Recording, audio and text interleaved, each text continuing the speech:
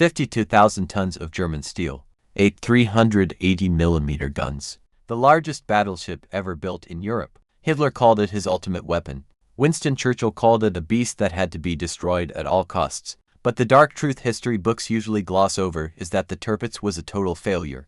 It was the most expensive, useless, and strategically bankrupt waste of resources in the entire history of naval warfare. While German soldiers were freezing to death at Stalingrad and the Luftwaffe was grounded due to catastrophic fuel shortages, this metal monster did absolutely nothing. It sat in a Norwegian fjord, burning through thousands of tons of scarce oil just to keep its lights on. This is the untold story of how Germany's most terrifying battleship became Hitler's biggest military blunder. To understand why the Tirpitz was a disaster, you have to look at the massive strategic delusion behind it. The ship was engineered for a war that didn't exist. Germany's grand naval strategy, Plan Z, was designed to build a massive surface fleet to challenge the British Royal Navy in a classic World War I-style showdown.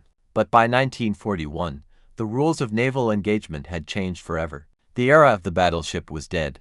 The age of the aircraft carrier and the submarine had arrived. The turning point happened in May 1941, when the British Royal Navy hunted down and sank the Tirpitz's twin brother, the Bismarck. This sent Hitler into a state of absolute paranoia.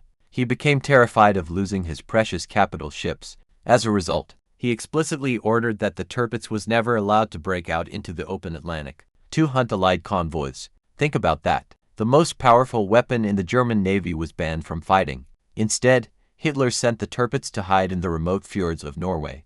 A ship that cost millions of Reichsmarks and took years to build was instantly demoted to nothing more than a glorified, floating coastal defense battery. But the real tragedy for Germany wasn't just that the Tirpitz was hiding. The real tragedy was the catastrophic logistical nightmare it created just by existing. Let's look at the brutal, unvarnished numbers. To move the Tirpitz from Germany to Norway, the Kriegsmarine had to burn through thousands of tons of high-grade fuel oil. For a country cut off from global oil supplies, every drop of fuel was life or death. Just keeping the Tirpitz's massive boilers warm while it sat stationary in the Arctic cold consumed roughly 3,000 tons of fuel every single month. Whenever the ship actually turned its engines on to change positions, it swallowed up to 700 tons of oil per hour.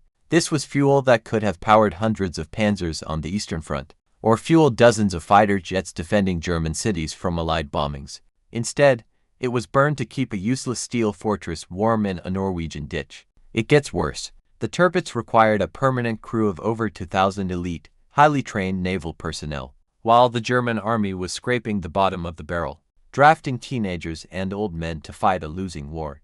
2,000 of Germany's finest sailors were trapped in a fjord, painting a ship and cutting down trees to use as camouflage. The Tirpitz did launch a few missions, but they read like a dark comedy. Its most famous offensive operation was Operation Sicilian in September 1943. The target, a defenseless, civilian weather station on the Arctic island of Spitsbergen.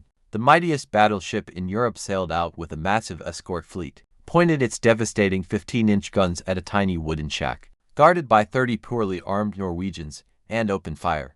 The Tirpitz leveled the weather station, landed some troops, and immediately sailed back to hide in its fjord. It burned hundreds of tons of irreplaceable fuel to destroy a weather station. This wasn't military glory, it was an expensive logistical joke. The ultimate irony of the Tirpitz is that its only real success happened purely by accident, without the ship firing a single shot. This was the tragedy of convoy PQ-17 in July 1942, when the British Admiralty heard a rumor that the Tirpitz was leaving its fjord to intercept a massive Allied supply convoy heading to Russia. Panic set in. The British ordered the naval escorts to retreat and told the merchant ships to scatter, left completely defenseless.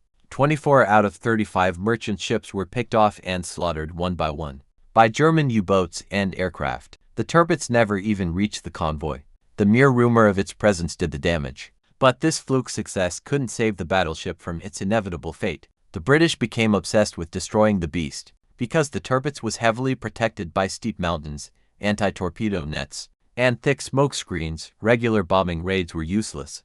The British had to invent entirely new ways to kill it. They tried midget submarines, human torpedoes, and carrier-launched airstrikes. Finally, the Royal Navy turned to the RAF's legendary 617 Squadron, the Dam Busters. They armed Lancaster bombers with the ultimate bunker buster, the tall boy bomb. This was a 5-ton aerodynamic monster designed to penetrate deep into the earth, or through feet of solid armor plate, before detonating.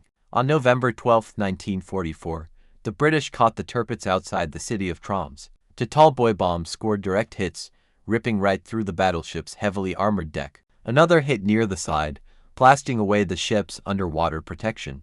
Within minutes, the internal explosions tore the ship apart. The mighty Tirpitz capsized, turning upside down in the shallow water, trapping nearly 1,000 German sailors beneath its hull. When you look at the entire timeline, the verdict is undeniable. The Tirpitz didn't defend Germany. It didn't stop the Allied advance. It didn't strangle British supply lines. Instead, it acted as a massive parasite on the German war machine. It drained the Reich of thousands of tons of critical fuel, tied down thousands of elite troops, and consumed millions in resources, all to achieve absolutely nothing. Before being obliterated by British engineering, Hitler wanted a symbol of unstoppable power. Instead, he built a 52,000-ton monument to strategic failure.